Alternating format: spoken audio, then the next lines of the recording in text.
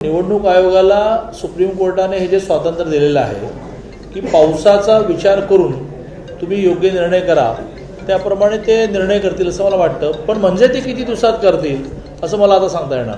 महाराष्ट्रातल्या ओबीसी समाजाचं पॉलिटिकल आरक्षण महाविकास आघाडीच्या नाकर्तेपणामुळे आणि इच्छाशक्ती नसल्यामुळे जे गेलं होतं, ते ओबीसी समाजाचं पॉलिटिकल आरक्षण पुन्हा मिळवून दिल्याबद्दल महाराष्ट्राचे मुख्यमंत्री माननीय एकनाथजी शिंदे आणि या ओबीसी पॉलिटिकल आरक्षणासाठी अथक परिश्रम घेतले, प्रचंड बुद्धिमत्ता वापरली, प्रचंड आपले संबंध वापरले, प्रचंड संवाद निर्माण केला, अशा राज्याचे उपमुख्यमंत्री देवेंद्रजींचं मी खूप मनापासून अभिनंदन करतो. नजीकच्या काळामध्ये होणाऱ्या निवडणुका अतिशय व्यवस्थित पार पडाव्यात यासाठी प्रशासनाला सुद्धा आवाहन करतो. 15 दिवसामध्ये सगळी प्रोसिजर पूर्ण करून निवडणुका घोषित करायच्या आहेत.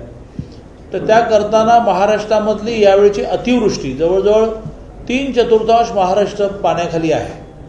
त्यामुळे याही वास्तविकतेचं भान ठेवून या निवडणुका घोषित व्हाव्यात अशी मी या निमित्ताने निवडणूक आयोगाकडे मागणी करतो, निवडणूक आयोगाला आवाहन करतो. अनेक प्रकारचे बदल हे 2.5 वर्षाच्या कालावधीमध्ये निवडणुकांमध्ये झाले. डायरेक्ट सरपंच, डायरेक्ट नगराध्यक्ष हे कॅन्सल केलं गेलं होतं. बाजार समितीमध्ये पुन्हा एकदा एका विविध कार्यकारी सोसायटीला एक मत, काय करायचं तो भ्रष्टाचार करा, एक मत, अशा प्रकारची सिस्टीम लावली गेली होती. त्या सगळ्या गोष्टी हळूहळू नवीन सरकार बदलून लोकांना जे हवंय ते निर्माण करते आहे. आणि त्यामुळे घाईघाईने निर्णय न होता या नवीन निर्णयांना अंतर्भूत करून निवडणुका झाल्या पाहिजेत, अशा प्रकारचा आग्रहसुद्धा मी आपल्या माध्यमातून निवडणूक आयोगाला धरतो. तशा आशयाचं निवेदनसुद्धा आम्ही त्यांना देणार आहोत. काल देशाच्या 15व्या राष्ट्रपती म्हणून या देशामध्ये स्वातंत्र्यानंतर पहिल्यांदाच एक आदिवासी महिला माननीय द्रौपदी मुर्मूजी ह्या विजयी झाल्या. प्रचंड 64% सुद्धा जास्त मतं मिळवून विजयी झाल्या. त्याबद्दल देशातल्या यांना निवडून देणारे सगळे खासदार, आमदार जे वोटर असतात, त्या सगळ्यांचा सुद्धा मी खूप आभार मानतो. कारण पार्टीचा विचार न करता मतदान झालं. म्हणजे खासदारांमध्ये सुद्धा क्रॉस वोटिंग झालं, आमदारांमध्ये सुद्धा क्रॉस वोटिंग झालं. त्यामुळे त्या सगळ्यांचं मी आभार मानतो. आणि देशभरातल्या माझ्यासारख्या सर्वसामान्य पार्श्वभूमीमध्ये जन्मलेल्या, वाढलेल्या, माझे वडील मिल कामगार होते, अशा सर्वसामान्य माणसाच्या मनातला आनंद व्यक्त करतो की त्याला आनंद झाला की देशाची घटना किती सर्वोच्च आहे, की किती लाखाचा ॲन्युअल बिझनेस आहे, यावर ह्या देशाचं राष्ट्रपती ठरत नाही. तर तुम्ही सामाजिक काम काय करता, राजकीय काम काय करता, प्रशासनिक अनुभव तुमचा काय आहे, तुमची पार्टी कोणती, त्या पार्टीचं फुटिंग काय, यावर निर्णय ह्या देशामध्ये होतो. आणि त्यामुळेच द्रौपदी मुर्मूजींसारखे राष्ट्रपती होतात. त्याबद्दल ह्या देशाच्या संविधानाबद्दल, कॉन्स्टिट्यूशनबद्दल सुद्धा मी आदर व्यक्त करतो. आणि एक सामान्य माणूस म्हणून, सामान्यातला माणूस देशाच्या अत्युच्चपदी बसला, त्याबद्दल खूप आनंद व्यक्त करतो.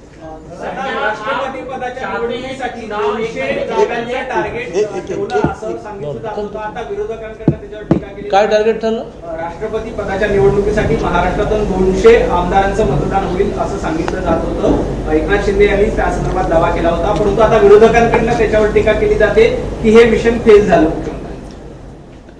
हे मिशन म्हणून मांडलंच नव्हतं. हा एका अर्थाने आशावाद होता की बा आम्हाला 200 मतं क्रॉस होतील. आणि त्यामुळे प्रत्येक वेळेला आपले अंदाज बरोबर ठरलेच पाहिजेत असं काही आवश्यक नाही. आणि सगळ्यात महत्त्वाचं म्हणजे काय माहिती की जेवढी म्हटली तेवढी मतं न मिळण्यामध्ये आगामी काळातलं काही गणितसुद्धा असेल.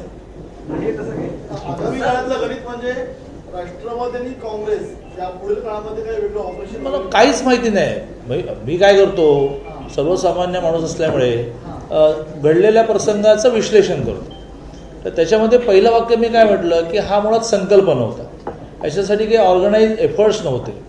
तर विरोधी पक्षातल्या आमदारांच्या सत्सद विवेकबुद्धीला आवाहन करणं होतं किंवा या देशाची राष्ट्रपती पहिल्यांदाच आदिवासी महिला होते, तर तुम्ही मतदान करा. काही एफर्ट्स असते तर फारच झालं असतं.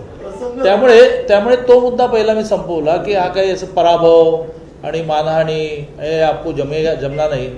मग पुढे जाऊन मग मी सामान्य माणूस म्हणून विश्लेषण केलं, एखाद्या वेळेस तसं न होण्यामध्ये सुद्धा काही गणित असेल. 3 मतं फुटल्याचं दिसतंय. NDA-पेक्षा 3 मतं. काय झालं की त्याचं सुद्धा उलटसुलट येत आहे. त्यामुळे मी तुम्हाला तुमच्यासारख्याला विनंती करेन की एकदा एक्झॅक्ट त्या साईटवर जाऊन काय आहे ते काढलं पाहिजे. कारण 164 हे विश्वासदर्शक ठराव आम्हाला पडले. 2 जण आजारी होते म्हणून आलेले नाही, 66, आणि अध्यक्षांना मतदान करणं 167 ही स्ट्रेंथ शिवसेना भाजपची. त्या व्यतिरिक्त उद्धवजींच्या शिवसेनेने 15 जणांचा सपोर्ट घोषित केला. मग 182 व्हायला पाहिजे. 2 जणांनी मतदान नाही केलं. लक्ष्मण भाऊंना ॲडमिट करावं लागलं आणि महेंद्र दळवींना कोर्टाने मनाई केली. तर असं जर झालं तर 180 पडली पाहिजे. त्याच्याऐवजी बहुधा साईटवर दिसते की 181 पडली. म्हणजे खरं म्हणजे मग 1 मत जास्त पडलं असं म्हणायला लागेल. तुम्ही 3 कशी म्हणताय मला लक्षात येत नाही. आणि त्यानंतर काँग्रेस आणि राष्ट्रवादीला 44 अधिक 51 95 पडली पाहिजेत. त्यांच्या सहयोगी पक्षांनी दिली, जे 2 सहयोगी पक्ष त्यांच्यावर नेहमी राहतात, तर ती 99 व्हायला पाहिजे. ती बहुतेक 98 झाली. तिथे 1 मत त्यांचं कमी झालं. असं असेल की तिकडचे पण त्यांच्यावर आणखीन 2 अपक्षही राहतात, मग त्यांचा 100 व्हायला पाहिजे. मग तिथे त्यांची 2 मतं कमी होतात. असा सगळा थोडा अजूनही काही काळ विश्लेषण करण्याचा विषय आहे. दादा, तुम्ही एक महत्त्वाचा मुद्दा मांडला की 3/4 महाराष्ट्र पाण्याखाली आहे. आयोगाने विनंती केली आहे किमान 1 महिना किंवा 2 महिन्या काही निवडणुका पुढे करण्याची पण मागणी आहे. असं नाही की मुळात सुप्रीम कोर्टाने जो पहिला निर्णय दिला, ज्यावेळेला ओबीसी पॉलिटिकल आरक्षण घ्यायचं होतं, त्याही वेळेला निवडणूक आयोगाने त्यांना असं म्हटलं की तुम्ही डिस्ट्रिक्ट वाईज पावसाची स्थिती पाहून निर्णय करा. तर त्यामुळे निवडणूक आयोगाने अशा प्रकारचा विचार करावा. 15 दिवसात प्रक्रिया पूर्ण करायला सांगितली आहे. निवडणुका असं कुठेही म्हटलेलं नाही. निवडणुका कधीपर्यंत होतील अशा अपेक्षा नाही. म्हणून निवडणूक आयोगाला सुप्रीम कोर्टाने हे जे स्वातंत्र्य दिलेलं आहे की पावसाचा विचार करून तुम्ही योग्य निर्णय करा, त्याप्रमाणे ते निर्णय करतील असं मला वाटतं. पण म्हणजे ते किती दिवसात करतील असं मला आता सांगता येणार. एक मिनिट.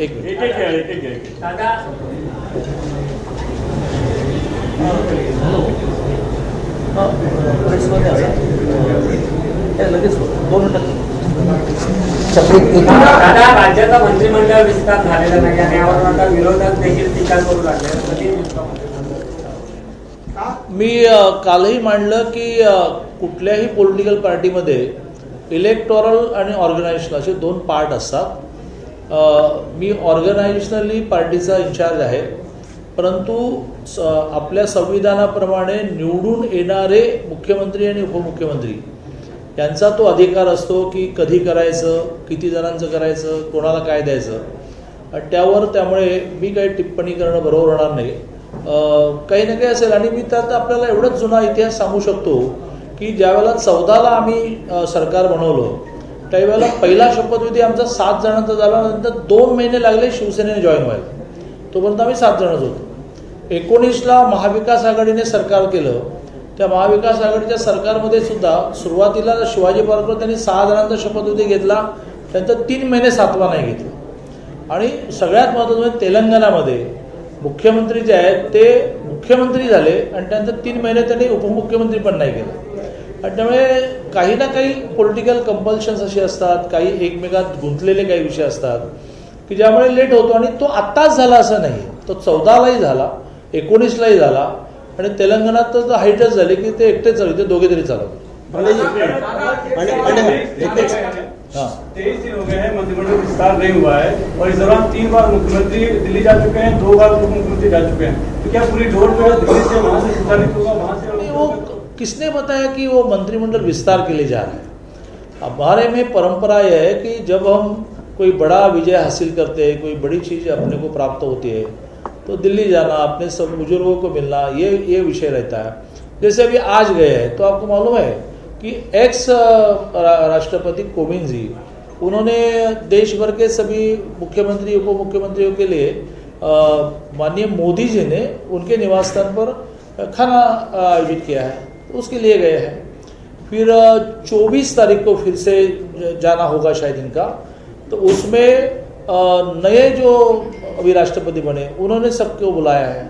फिर 25 तारीख को नए राष्ट्रपति की शपथ है, तब इस प्रकार से स्टेट हेड को जाना पड़ता है। तो इट नॉट नेसेसरी कि हर बार वो श्रेष्ठ हमारे हाईकमांड को मिलने के लिए गए, हर बार कोई एक्सपांशन का विषय है, ऐसा कोई विषय नहीं। अभी आखिरी मेरी बैठक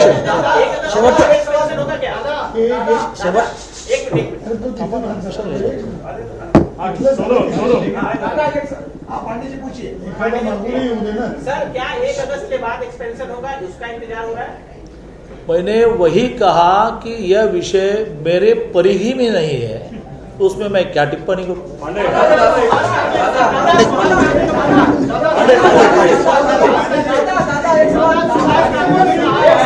शिंदे को जान का खतरा था और ठाकरे की जो सरकार थी उस समय उनके सिक्योरिटी को बढ़ाने को कहा गया था, लेकिन किसी दबाव में उनकी सिक्योरिटी नहीं बढ़ाई गई, जबकि उनको नक्सलियों के द्वारा जान का हानि होने की धमकियां मिल रही थी। क्या कहेंगे? से कि शिवसेना और उद्धव जी की शिवसेना, इनमें चल रहा इस प्रकार का आरोप प्रत्यारोप में हम क्यों सम्मिलित हो जाए भाई? एक सवाल ये है कि लगातार जिस तरीके से आप कह रहे हैं कि पिछले 5 साल तक स्वास्थ्य पर काम किया गया, हेल्थ कैंप्स लगाए गए, तमाम सारी चीजें जितना हो सका उतना किया, कोविड के समय किया।